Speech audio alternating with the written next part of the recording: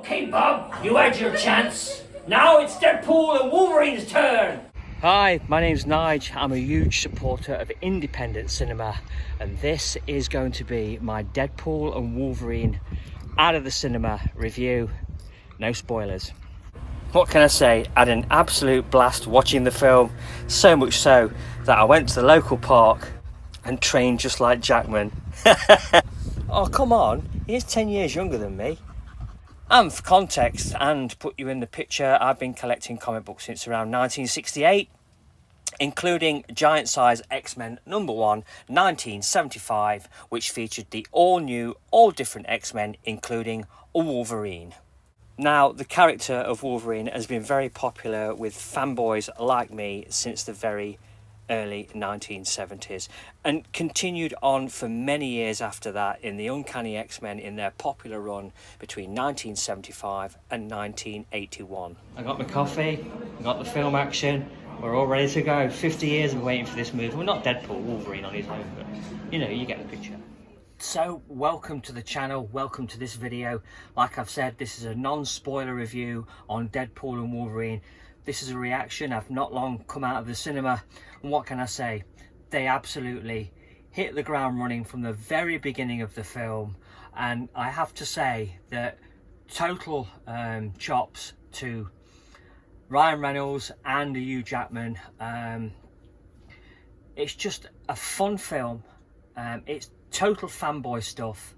I got all the references. There's quite a bit of stuff in there that relates to Disney Plus, which I'll be honest with you, I'm not a big fan of, and I don't think I ever will. For me, it ended with Endgame. There were a couple of attempts, and some were paid off fantastically with the Spider-Man No Way Home movie. Absolutely fantastic. Didn't bother with Doctor Strange. Couldn't quite get on with any of that, and definitely, as I've said, some of the subplots within this film that you're going to go and see didn't land very well with me. But with that being said, and as said, this is a non-spoiler review, the cameos are total payoffs. You will not be disappointed.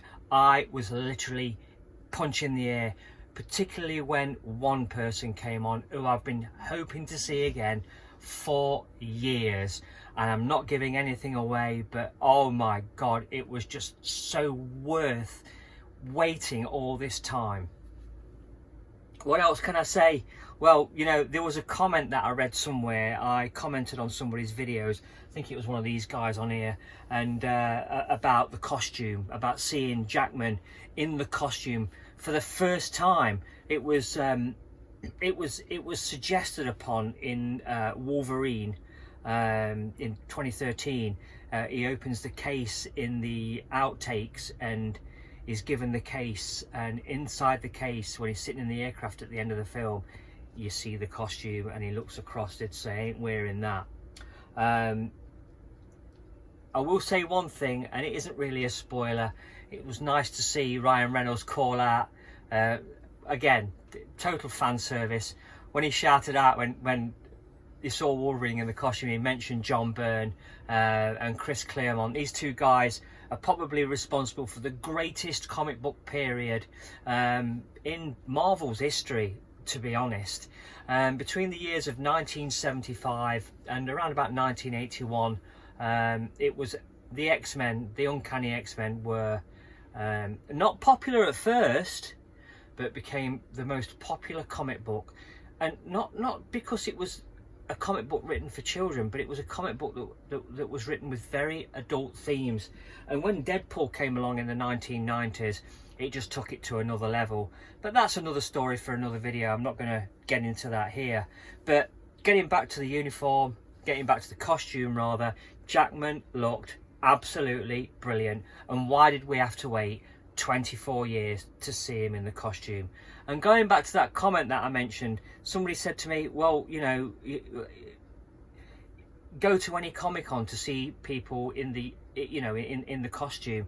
That's fine, but we wanted to see Jackman in the costume. We wanted to see you know, all the other actors in the previous films in the costume. You know, Patrick Stewart was comic book accurate. You know, there was no two ways about it. He was accurate. The other characters weren't. Cyclops, for example, has got fantastic costume in the comic books. Phoenix, Dark Phoenix, again, great costumes. Not so much the Beast. But getting back to the film, yeah, total fan service. A bit chaotic, if I'm honest. But that can be forgiven because the moments when they come, the violence, the language. I never thought I'd say that Disney would ever allow an R-rated movie, but they have. They've done what they said they were going to do. They haven't let the fans down, as they have been, and let's be honest, are continuing to let the fans down.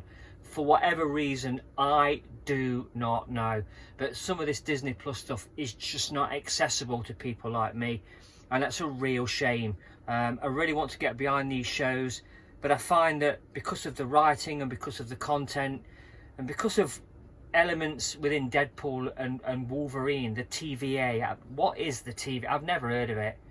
I've been reading comic books since 1968, going all the way up to the early 90s. Maybe you can put something in the comments down below, I don't know, but for me, I've never heard of it. I mean, I stopped buying comic books in the very early 1990s and then started again in the very early 2000s.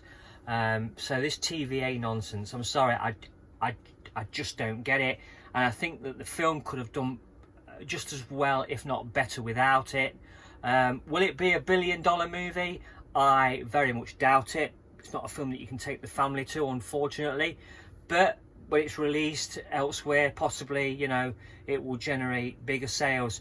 So for me, 9 out of 10 for the movie. Some great cameo appearances from some great people, and it never held up for 1 minute. I strongly recommend that you go and see it. I strongly recommend that you support your local independent cinema, as I have. The Red Carpet Cinema here at Barton Marina in Staffordshire, here in the UK, where I live. I live on a boat. Yes, you guessed it. I live on a boat. This is Thoughts on Narrowboating. That's the name of my channel. Please support the channel. Like this video, share this video out there, if you don't mind. And if I've earned it and you think that I've done a good job with this video, please consider subscribing to the channel. And in the future, I'll be doing other reviews that you might find interesting. But for now, Dead Man. Now that should be a movie. Deadpool and Wolverine is my recommendation, and it's nice to see Disney back on track after dismal failures as we've seen with Disney Plus. Thanks for watching.